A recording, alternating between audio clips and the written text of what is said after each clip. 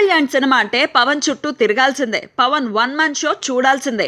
కేవలం పవన్ మంత్రంతో, పవన్ బలంతో పవన్ సినిమాలు ఆడేసిన సందర్భాలు చాలా కనిపిస్తాయి.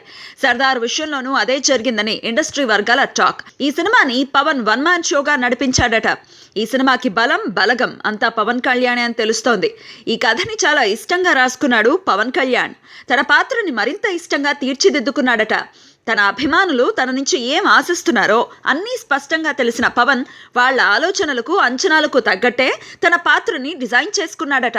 మరీ ముఖ్యంగా పోలీస్ స్టేషన్ చుట్టూ అల్లుకున్న సన్నివేశాలు సూపర్బ్ గా వచ్చాయని టాక్. తెరపైనే కాదు, తెర వెనక కూడా పవన్ తన పవర్ చూపించాడు. సెట్లో పవన్ ఏం చెప్తే అది నడిచింది. నటీనటులు, సాంకేతిక నిపుణులు ఇలా అందరినీ పవన్ ఏరికోరి ఎంచుకున్నాడు. ఆఖరికి ఎవరు ఏ కాస్ట్యూమ్స్ వేసుకోవాలో పవనే డిసైడ్ చేశాడట. ఏ షాట్ ఎలా తీయాలో స్క్రీన్ ప్లేలోనే పవన్ రాసుకున్నాడు అని చిత్ర బృందమే చెప్తోంది.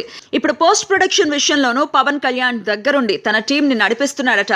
పవన్ నిద్ర లేకుండా ల్యాబుల్లోనే గడుపుతున్నాడు అని, సినిమా రిలీజ్ అయ్యేంత వరకు పవన్ కి తీరికే లేదని చిత్ర బృందం చెప్తోంది. ప్రతి సీను, ప్రతి షాట్ పవన్ చూసాకే ఓకే అవుతోందట. ఆర్ఆర్ విషయంలో, కలర్ గ్రేడింగ్ విషయంలోనూ పవన్ ప్రత్యేక శ్రద్ధ తీసుకుంటున్నాడట.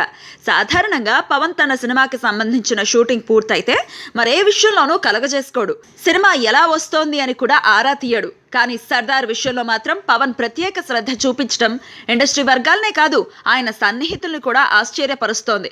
దీనంతటికీ కారణం ఈ సినిమాకి పవన్ నిర్మాత అనేనా, ఇంకేమైనా కారణాలున్నాయా?